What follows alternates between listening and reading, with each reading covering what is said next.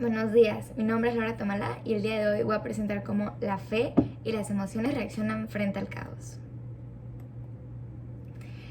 Es fácil pensar que la creencia, la fe y la religión dentro del teoría del conocimiento son iguales, pero cierto es que no lo son. La creencia es el estado mental en la cual un individuo tiene con respecto a algo. Cuando la religión se basa en un sistema de creencias, las que le sirven al individuo como soporte moral, ético y hasta emocional, para que este individuo se relacione con lo sagrado. La fe se puede ir por el lado laico y el lado religioso.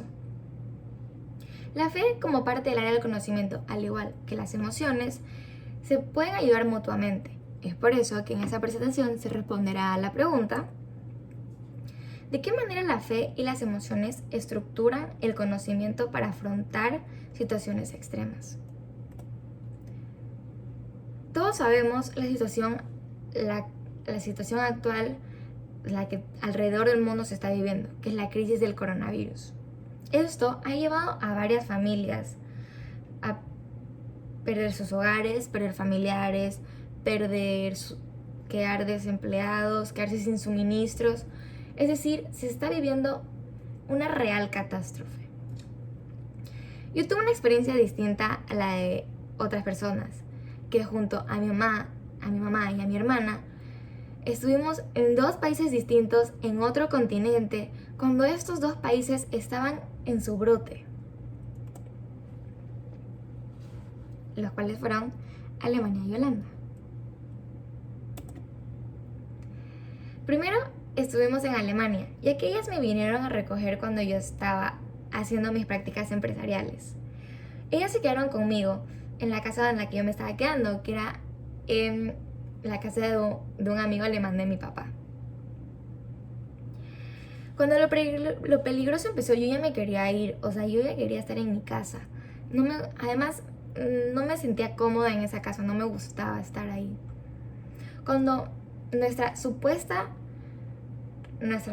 fecha de regreso se estaba acercando, nosotros nos estábamos alistando para regresar y todo, con miedo de no poder regresar, porque a cada rato se cambiaban las leyes, se cambiaban reglas, era todo tan repetido que nosotras no sabíamos qué esperarnos. Llegamos al aeropuerto, preguntamos en el voucher, donde estaba en el voucher, si podíamos regresar a Guayaquil, desde Berlín, Ámsterdam, Guayaquil. Nos dijeron que no había problema, que podíamos pasar, que sí íbamos a poder regresar a Guayaquil. Llegamos a Ámsterdam, a Schiphol, y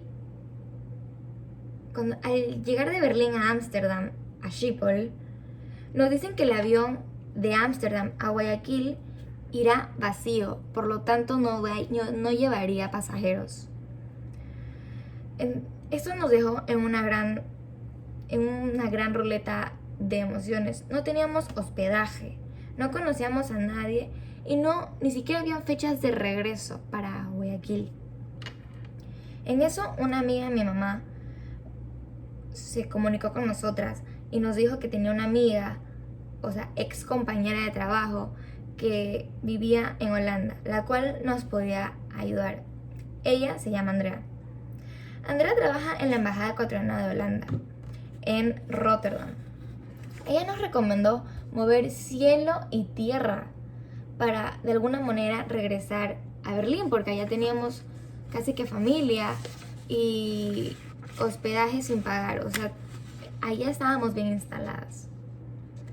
El primer día pasa, esto siendo el primer día estando allá, nos fuimos a dormir en un hotel en el que dormimos casi solo 3 horas de la preocupación que estaba dentro nuestra de qué iba a pasar al día siguiente. Al día siguiente, siendo el día 2, regresamos al aeropuerto. Migración no nos quería dejar pasar, porque nosotros fuimos al aeropuerto con el miedo de que no podíamos volver a entrar al aeropuerto porque no teníamos vuelo. Pudimos entrar, llegamos a migración y migración no nos quería dejar pasar por no tener vuelo. Migración en realidad se portó tan bien con nosotros. Y eso que eran policías en migración, no es como acá. O sea, estos eran verdaderos agentes de policía. Ellos en realidad fueron los únicos con corazón que hicieron de todo para ayudarnos. Nos hicieron pasar. Nos dijeron que vayamos directamente a la zona de KLM, la aerolínea que nos llevaba a Ecuador, para que nos den chance de regresar o a Berlín o a Ecuador. No había solución. No había fecha para regresar a Ecuador y la única manera de regresar a Berlín era siendo ciudadano alemán, cosa que no somos. Nadie pudo hacer nada. En KLM nos trataron súper feo porque nosotros no éramos las únicas en esta situación en la cual necesitábamos regresar a casa. El aeropuerto se veía totalmente vacío, pero aún así había bastante gente preocupada, llorando. Era realmente una zona de tanta mala vibra. En eso, y estando en el segundo día, Andrea nos dice que para el tercer día ella nos podría recoger en la estación de Rotterdam. En la estación de Rotterdam para llevarnos a su casa y ahí quedarnos 2 días hasta que nosotros encontremos hospedaje en un hotel o en un Airbnb, en un departamento, para que nosotros podamos estar ahí hasta nuestro futuro regreso. Pasan las 48 horas y nos volvemos como familia. Nos terminamos quedando allá en su casa 2 meses. Ellos nos dieron el calor y el confort que habíamos perdido en el mismo tiempo y más. Pero lo hicieron de una manera que yo jamás había experimentado. Y es por eso que estoy tan sorprendida como para presentar esto. A cada preocupación, problema, ya sea emocional o de cualquier tipo, ellos nos daban la solución con respuestas religiosas, siendo ellos súper cristianos, súper creyentes y súper practicantes. Todo empezó cuando decidieron hospedarnos porque la Biblia dice: reconoce debidamente a las viudas que de veras están desamparadas. 1 Timoteo 5:3. Y si no hubiera sido de ellos, nosotras realmente nos hubiéramos encontrado desamparadas. Peor. Desde Alemania tuve una ruleta rusa de emociones acumulada, ya que no me gustaba estar allá. Y peor con las experiencias del aeropuerto, más el hotel, más a llevar a mi mamá. Era algo que yo jamás había vivido. Una presión y no, jamás. Entonces, pasando los días, por más que ya estemos bien allá en la casa de Andrea y Tomás, el esposo, siendo holandés, cada día me volvía más callada, no tenía apetito, no quería salir. Por más que esté en un total nuevo país, total nueva ciudad, en la que sí se podía salir, obviamente tomando todas las medidas de seguridad, y aún así no quería, no me sentía con el humor de hacerlo. Me encariñé tanto con Andrea y ella vio cómo al pasar de los días yo me iba apagando más y más. Entonces fue ahí cuando nos pusimos a hablar. Le conté cada pensamiento, cada sentimiento al que no le encontraba solución. Sin embargo, fue ahí cuando me sorprendí. Para cada cosa que yo mencionaba, ella le tenía solución, pero relacionada con la fe religiosa. Y yo, que no soy, soy católica, pero no soy practicante y hasta soy semi-creyente, me sorprendía al encontrarle sentido a todo lo que ella le decía, en tanto a versículos o historias de la Biblia. En serio tenía sentido. También una frase que ella me decía me hacía sentir en paz, que era: Dios siempre está para ti. Él te escucha y te va a ayudar cada vez que estés en problemas. Él sabe lo que hace. Y desde ahí, no solo yo, sino mi mamá y hermana, para cada problema acudíamos hacia la fe. Y cabe recalcar que también la fe de querer solucionar el problema, no solo la fe hacia la religión. Es evidente cómo estas dos áreas del conocimiento se complementan una a la otra. Las emociones, al estar alborotadas, buscan una solución hacia la fe.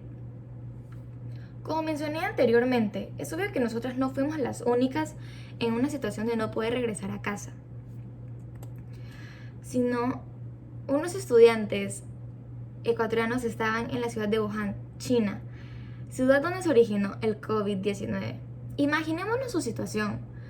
Estudiantes solos, sin sus padres, en una realidad terrorífica jamás vivida, con ganas de estar a salvo en sus casas.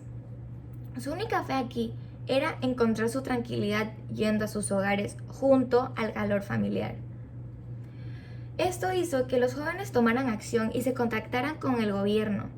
De inmediato, se puso en contacto con los distintos países alrededor del mundo, alrededor de los continentes, para poder traer a sus ciudadanos. Una frase que dijo Lenin fue: a pesar de que China está implementando todos los mecanismos y entiendo protocolos a tratar y liberarse de esta epidemia, ya ha matado a más de 1.500 personas. Hemos estado preocupados por nuestros estudiantes que están allá, principalmente los estudiantes que se quedan en la ciudad de Wuhan. En ambas situaciones vemos inseguridad y que en caos como estos no se puede predecir qué va a suceder después. Esto nos hace apoyar todas nuestras esperanzas y deseos de fe. Acá la cita que mencionaba de Lenin.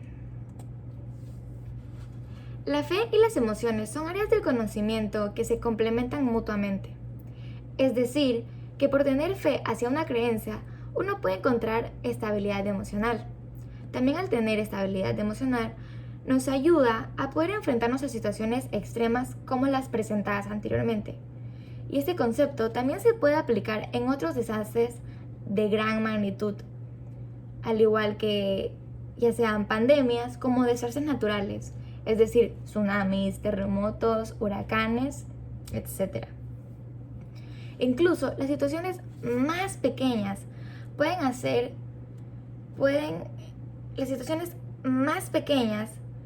pueden convertirse en caóticas para cualquier tipo de individuo. Por ejemplo, puede ser antes de entrar a un examen, los nervios, o el olvidarse de realizar una tarea al tener que entregarla.